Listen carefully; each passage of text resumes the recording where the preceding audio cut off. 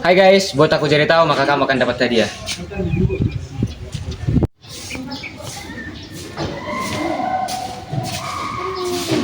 Menarik, apakah kalian bisa join? Boleh. Pada masa Orde Baru, peran negara dalam kehidupan politik sangatlah dominan. Salah satu penguatan peran yang saya ketahui adalah pengawasan ketat dalam pemilu. Pemilu yang diselenggarakan sangatlah teratur, namun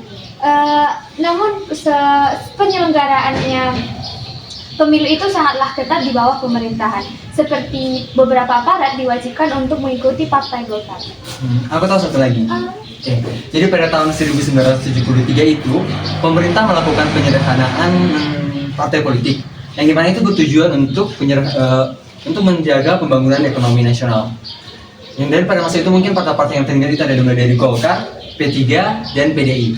Dan pada tahun 1850 itu juga pemerintah mewajibkan mereka itu para partai politik itu harus berasaskan Pancasila yang dimana itu untuk menjaga tidak munculnya ideologi-ideologi baru yang dapat menghancurkan stabilitas negara Indonesia. Apakah bisa mendapatkan hadiahnya? Makasih karena kalian sudah buat aku jadi tahu, kalian akan dapat hadiah. Terima kasih.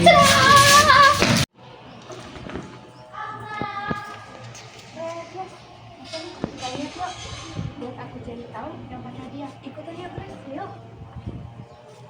Abang tahu nggak kebijakan politik pada masa Orde Baru? Kurang tahu kan?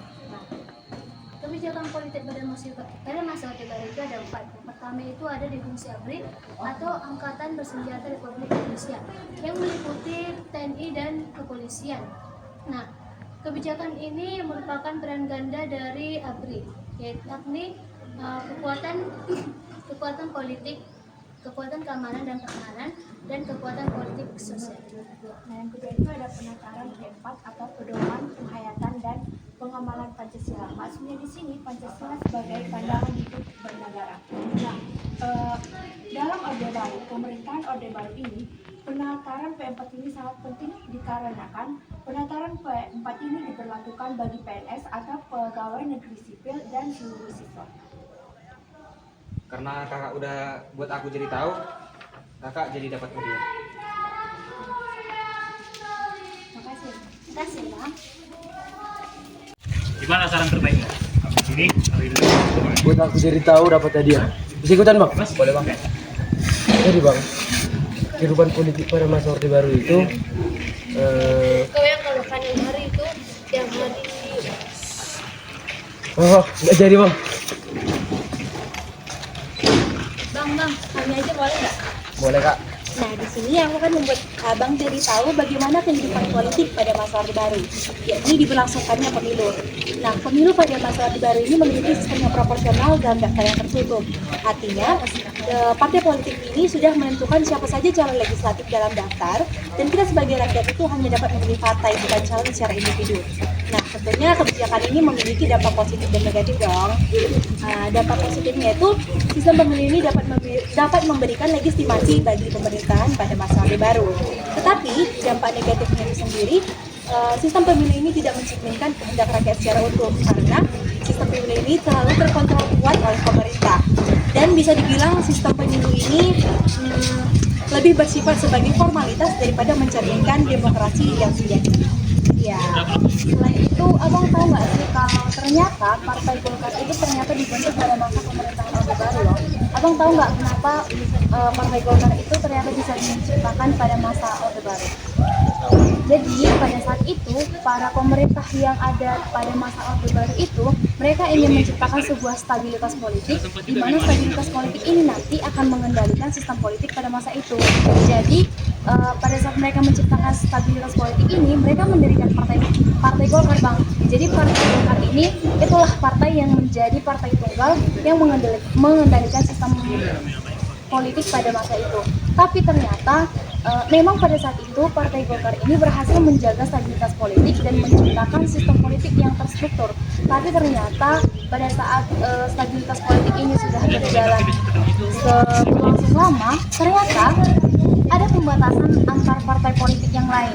Kan tadi aku bilang pada saat itu Partai Golkar ini menjadi partai tunggal dan partai dominan, di mana partai politik dukungan dari ahli dan birokrasi. Nah, karena terjadi pembatasan ruang gerak antar partai politik yang lain tadi, sehingga mengakibatkan kompetisi antara partai politik yang lain itu menjadi terbatas. Akibatnya tercipta sebuah partai politik atau sistem pemerintahan pada saat itu, sistem politik yang tidak demokratis lagi. Oh, karena kakak sudah buat aku jadi tahu, kakak dapat saja. Terserah. Makasih Pak Jabang. Ya. Buat aku jadi tahu, maka kamu akan dapat hadiah. Boleh ikutan nih bang? Boleh bang. Jadi ya bang tahu gak bahwa Indonesia pernah keluar dari PBB? Jadi Indonesia sudah aktif menjadi anggota PBB sejak 28 September 1950 pada masa Presiden Soekarno tepatnya. Oke. Jadi alasannya Indonesia keluar dari PBB itu adalah Malaysia diterima sebagai menjadi anggota PBB yang tidak tetap.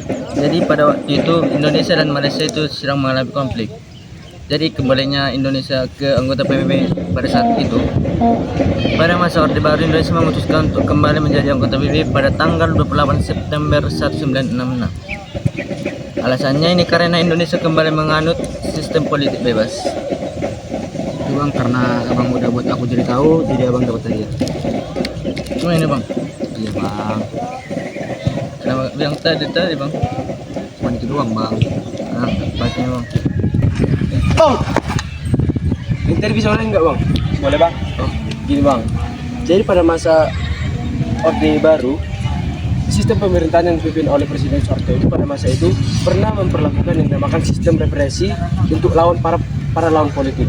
Di mana pada saat itu banyak lawan politik Soeharto yang secara misterius ditangkap, dibunuh, bahkan sampai diasingkan. Dan tidak sampai di situ bang, bahkan semua partai politik, contohnya Partai Komunis Indonesia atau PKI juga dibubarkan oleh Presiden Soeharto sendiri. Gitu bang. Nah, jadi pembentukan sistem politik pada masa Orde Baru, pembangunan sistem politik itu terpusat kepada Presiden Soeharto. Kalau kita tahu, Presiden Soeharto itu presiden terlama yang ada di Indonesia.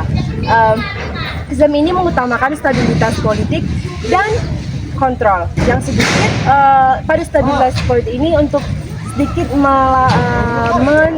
memberikan ruang kepada oposisi. Nah, stabilitas politik itu adalah ciri khas pada masa pemerintahan Orde Baru yang dibuat oleh Presiden Soeharto. Nah, untuk mencapai itu ada beberapa cara yang dilakukannya. Yang pertama ada penyederhanaan partai politik. Nah, di sini kan Bang, penyederhanaan partai politik ini itu dulu kira-kira partai Indonesia itu banyak. Nah, jadi di sini disederhanakan menjadi 3 golongan partai besar. Yang pertama itu Partai Golkar, kedua Partai Demokrasi Indonesia atau PDIP, dan yang ketiga adalah PBB. Karena abang dan kakak sudah buat aku jadi tahu, jadi kakak dan abang dapat satu hadiah. Jadi bang. Terima kasih Bang. Oke.